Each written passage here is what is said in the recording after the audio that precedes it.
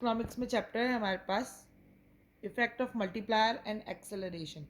Acceleration का मतलब भी यही होता है ऐसी कोई चीज़ जिससे हम स्पीड बढ़ाते थे, हमने पढ़ा है। तो इसमें इकोनॉमिक्स में स्पीड तो होगी नहीं, यानी पैसों की बात हो रही है यहाँ पर, पैसों को बढ़ाया जाएगा क्योंकि इकोनॉमिक्स में तो हम पैसों के फ्लो के बारे में ही पढ़ते हैं। तो यहाँ मल्टीप्लायर का मतलब भी यही है, यानी कोई ऐसा काम जिससे आपकी इन्वेस्टमेंट को डबल कर दिया जाए। मल्टीप्लाई में हम यही कहते हैं ना, तो यहाँ पे मल्टीप्लायर इफेक्ट यही है।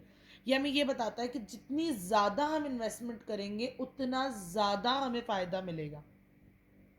इसको डिनोट हम के से करते हैं। इसका फॉर्मूला है 1/1 माइनस MPC। MPC होता है मार्जिनल प्रोस्पेंसिटी टू कंज्यूम।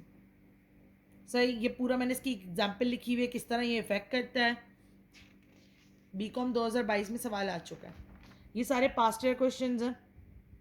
ये न्यूमेरिकल आता है कि सेविंग फंक्शन आप मुझे बता दें, अगर ये सेविंग फंक्शन आपको गिवन है, आपको निकालना है मल्टीप्लायर। सीधा सीधा फॉर्मूला है, हमारे पास y के साथ जो वैल्यू होती है वो MPC होती है। तो हमारे पास सेकंड मेथड जो है वो बहुत ईजी है। उसमें क्या करना है, हमें MPC को डायरेक्ट फॉर्मूले में डालना और आंसर दे देना है। दूसरा मेथड थोड़ा सा लॉन्ग है लेकिन वो भी इतना मुश्किल नहीं है अगर आप देखना चाहें तो।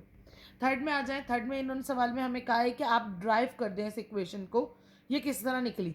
तो हमने सीधा सीधा बोला नेशनल इनकम बराबर होती है कंजम्पशन प्लस इन्वेस्टमेंट, यानी कंजम्पशन को इन्वेस्टमेंट के साथ प्लस कर दें तो हमारे पास नेशनल इनकम बन जाती है।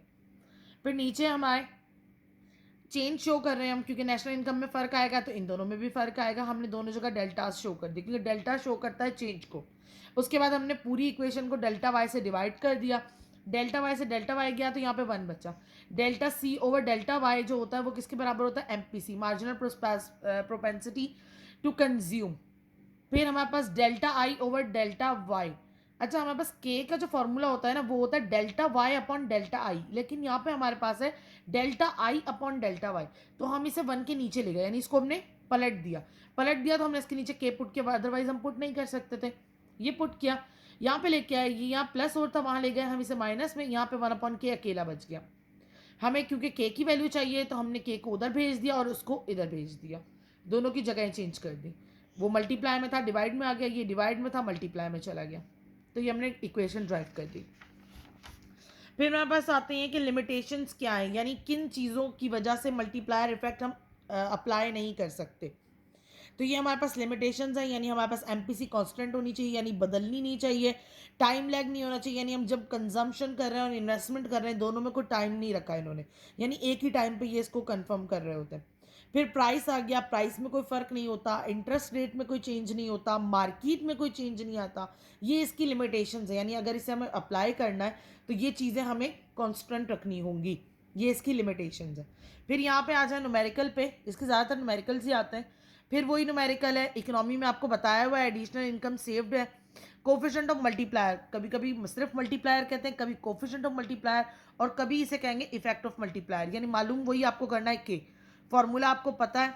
सीधा सीधा सबसे पहले हमने MPC निकाला, हमारे पास MPC गिवन नहीं था,